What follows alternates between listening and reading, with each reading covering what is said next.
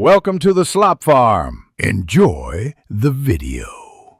Do you have an old 401k from a previous job just sitting there? You know, consolidating your retirement accounts can really simplify your financial life. Maybe you want more control, or perhaps better investment choices are available at Fidelity. Transferring that old 401k is a smart move for your financial future. It helps you take charge and streamline everything. So, what are your choices for that old 401k? You could just leave it where it is, but it might get forgotten over time. Another option is rolling it into a new 401k at your current employer, if their plan allows. However, a direct rollover into an IRA at Fidelity often gives you the most control and flexibility. This lets you choose your investments more freely, which is a big benefit. Ready to get started?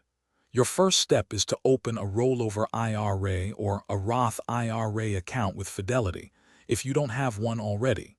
You can easily begin this process right on their secure website or through their convenient mobile app. Fidelity actually has a dedicated rollover team, and they are incredibly helpful. They'll guide you through each stage, making it surprisingly simple. Now it's time to reach out to your old 401k plan administrator.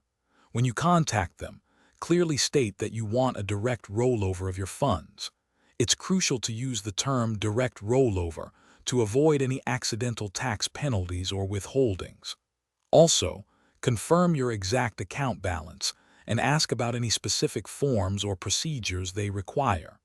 Fidelity can often help coordinate this part too.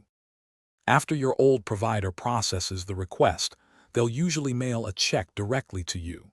Just make sure it's made payable to Fidelity for the benefit of your name.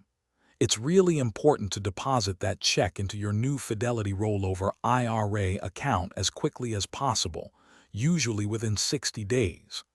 Once Fidelity confirms the funds, you'll have everything in one place, ready to manage your future.